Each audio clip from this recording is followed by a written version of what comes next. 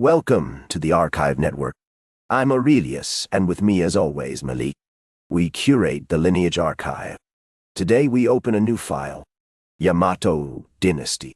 Malik, you've had this one on your desk for a while. Beneath swirling mists and ancient forests, a single bloodline emerged. The Yamato claimed their right to rule not just through might, but by divine favor.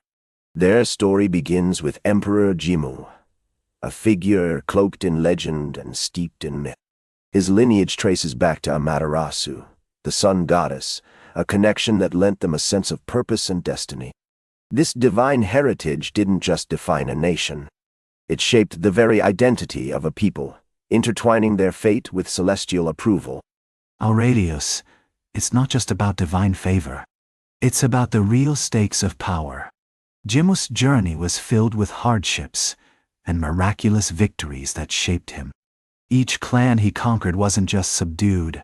They became part of a larger story, woven into a tapestry of alliances and rituals.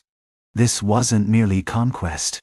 It was the birth of a new social order, one that redefined relationships and transformed lives, with personal costs that we can't overlook. True. Jimmu's campaign to conquer the Yamato plain was layered with ritual. Each battle was steeped in religious significance, as if the gods themselves were watching. His military exploits weren't just about strategy. They were intertwined with the need for divine approval. It's important to remember that such legitimacy was a calculated gamble. The Yamato rulers knew all too well that true power lies in both the sword and the sacred. In the end, it's this blend that defines the rise and fall of empires. But let's not gloss over the real cost of this mythology. Those battles weren't just divine theater. They involved real people, families torn apart, rival clans fiercely defending their homes and livelihoods. The Yamato's ascent was built on blood and struggle, not just blessing. Jimmu might have claimed divine descent, but he also wielded a sword, facing the same fears and losses as those he fought against. It's vital we remember their stories, not just the legends. You're right about the implications of violence. Still, we can't overlook how the enduring symbols of power mattered greatly. The Kofun burial mounds and the Haniwa figures reflect a society that revered both its past and the divine. These tombs weren't just graves. They were bold statements of authority. They communicated the strength and permanence of those in power. When we look at these structures, we see the lengths to which empires will go to assert their dominance. Yes, but remember, the Yamato Dynasty was more than just an empire. It was a complex network of alliances and rivalries that shaped people's lives every day. They married into other clans and forged ties through trade to strengthen their positions. This wasn't only about divine right. It was about survival. Those in power understood that their governance relied on diplomacy as much as military might. The stakes were high, and the consequences affected countless families across the land. Absolutely. The early Yamato rulers were shrewd. They understood that alliances were essential for solidifying their rule. The Soga and Mononobe families were key players in this coalition building. But it wasn't all smooth sailing. They faced the chaos of court intrigue. Assassinations, betrayals, and rivalries were the norm. In this turbulent environment, trust was a rare commodity. We often overlook how these dynamics shaped the very foundations of power in ancient Japan. History is rarely straightforward. And that chaos is crucial to understand. The Soga and Mononobe weren't just players in a game. They were real threats to the throne itself. Their ambitions forced the Yamato to adapt and innovate politically. The creation of new offices and the codification of rank emerged as direct responses to this turbulent environment. These changes weren't just formalities.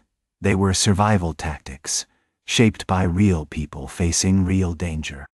The stakes were high, and lives were on the line. The political landscape was ripe for such changes.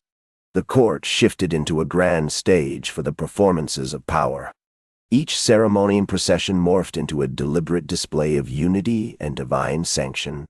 The sacred regalia, the mirror, sword, and jewel, stood as potent symbols of authority. They didn't just adorn the rulers.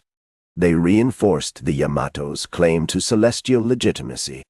In this way, power was not merely wielded, it was paraded, crafted to evoke awe among the people and rivals alike. But let's be clear. The Yamato's power was not just about the divine or the show. It was a balancing act. They needed to appease the old ways while navigating new influences from abroad. The arrival of new ideas and technologies from the continent would challenge their very foundation. This was a time of transformation. That's true. As the sun set on these early centuries, we saw the Yamato chieftaincy poised for significant change. Internal dissent was bubbling just beneath the surface, while foreign contacts were urging new strategies. That hard-won stability could easily unravel.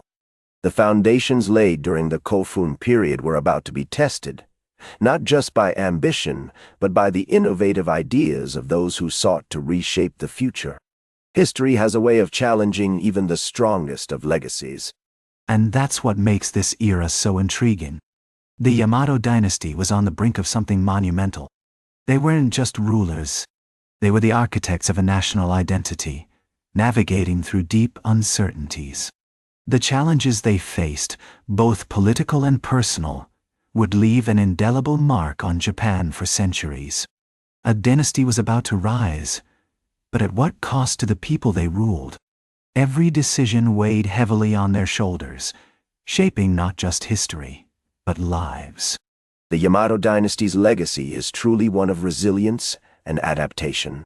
They had this uncanny ability to navigate the complex world of power, balancing sacred traditions with secular needs. This skill didn't just help them establish imperial rule. It was crucial for their survival through centuries of change.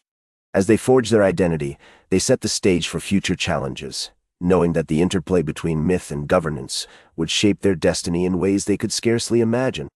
That's where we leave it for now. Part 1 of 5. Yamato Dynasty is far from done. If you're new here, we're Aurelius and Malik, curators of the Lineage Archive, part of the Archive Network.